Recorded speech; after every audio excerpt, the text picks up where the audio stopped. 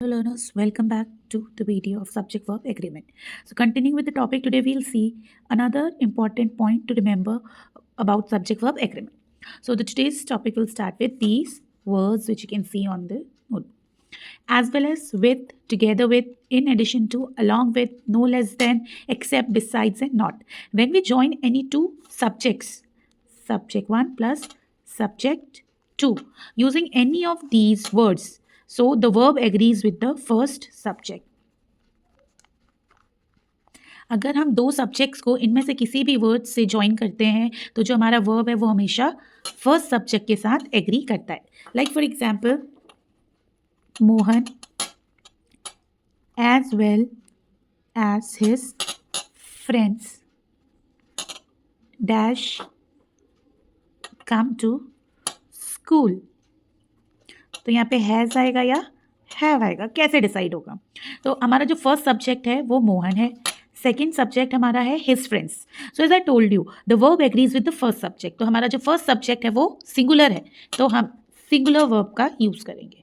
So same case applies to all these words. If two subjects are joined using any of these words, then the verb will agree with the first subject. Next, if two subjects are joined using not only but also or not only but, the verb always agrees with second subject. अगर हम दो subjects को join कर रहे हैं इनमें से किसी से, तो हमारा जो verb है वो हमेशा second subject से agree करता है. Right? The verb agrees with the second subject. So let's understand it all using example. Not only Mohan but also his friends dash come to school. Has या have में से हम यहाँ पे क्या यूज़ करेंगे? So as I told you, मैंने अभी आप लोगों को बताया कि अगर नॉट ओनली या बट ऑल्सो से दो सब्जेक्ट ज्वाइन हो रहे हैं, हमारा फर्स्ट सब्जेक्ट मोहन है, सेकंड सब्जेक्ट हिज फ्रेंड्स है, तो जो हमारा वर्ब है वो सेकंड सब्जेक्ट के अकॉर्डिंग लगेगा. The verb will follow our second subject. So our second subject his friends is plural, so in the blank we will put a plural verb. relative pronouns. तो जो relative pronouns होते हैं वो ये होते हैं who, that, whose, which, whom. So when we are joining two sentences or two things using relative pronouns, so we will see that the verb agrees with its antecedent. Now what is antecedent? Let's try to understand it with example.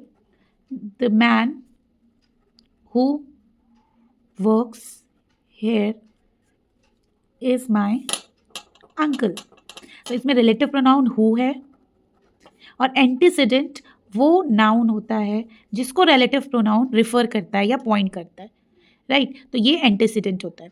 तो जो हमारा verb use होगा वो हमारे antecedent पर depend करता है. अगर हमारा एंटीसीडेंट सिंगुलर है तो हमारा वर्ब भी सिंगुलर होगा, बट अगर हमारा एंटीसीडेंट प्लूरल है तो हमारा वर्ब भी प्लूरल होगा.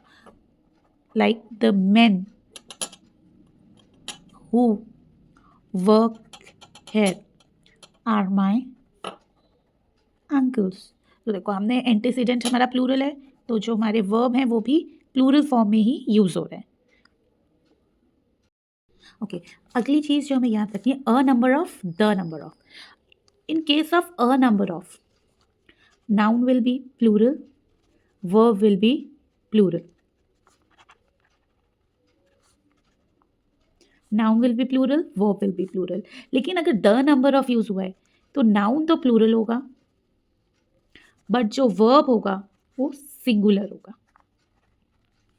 राइट, बिकॉज द एक पर्टिकुलर अमाउंट या पर्टिकुलर क्वांटिटी या पर्टिकुलर नंबर को पॉइंट आउट कर रहा है. द, अगर हम इसको आर्टिकल्स की सेंस में समझे, and it is not pointing out to a particular number or particular thing. It could be any number, anything. So let's start, like, understand it through one example.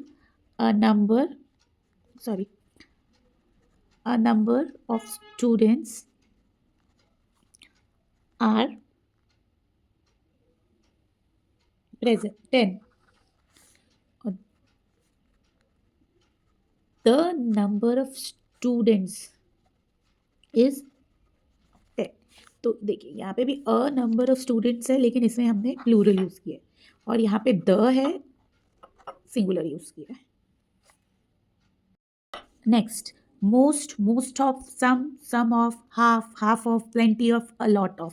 अगर इसमें से किसी भी वर्ड के साथ काउंटेबल नाउन यूज हो रहा है तो जो हमारा वर्ब है वो प्लूरल होगा.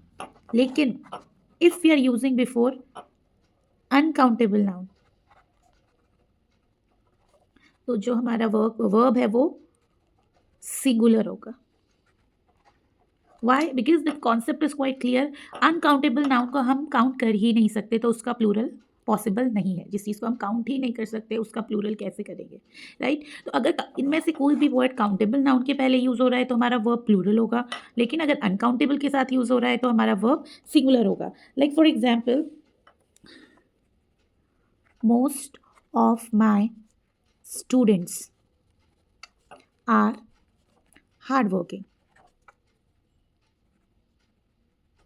तो हमने इसमें मोस्ट ऑफ का यूज़ किया है और स्टूडेंट्स का यूज़ किया है नाउन. तो नाउन हमारा काउंटेबल है इसलिए हमने प्लूरल वर्ब का यूज़ किया है, राइट? अब एक एग्जाम्पल अनकाउंटेबल के साथ देखेंगे. Most of the water was wasted by him. अब इसमें भी हमने मोस्ट ऑफ का यूज़ किया है लेकिन वाटर जो हमारा नाउन है वो वाटर है. वाटर हमारा अनकाउंटेबल नाउन है इसलिए हमने सिंगुलर वर्ब का यूज़ किया है. ऐसे ही अगर किसी सेंटेंस में 1/3, 2/3, the rest of, a quarter of, 10%, 20% use हुआ है और इसके बाद काउंटेबल नाउन आ रहा है तो जो वर्ब हमारा यूज़ होगा वो प्लूरल होगा. लेकिन अगर अनकाउंटेबल नाउन आ रहा है, if uncountable noun is coming then our verb will be singular, right? So you need to remember these words and then you have to be very careful about whether the noun used after these word is countable or uncountable. If it is countable, the verb used will be plural. If it is uncountable, the verb used will be singular. Like for example, 20% of boys have passed. So 20% and after that boys is of a noun which is countable. So we have used have which is plural, right? Similarly, if we use 20% of the land is plowed. तो फिर से हमने 20% का use किया लेकिन उसके बाद जो हमारा नाउन है वो अनकाउंटेबल है. लैंड, जमीन को हम काउंट नहीं कर सकते, right? It is uncountable noun. So we are using a singular verb is.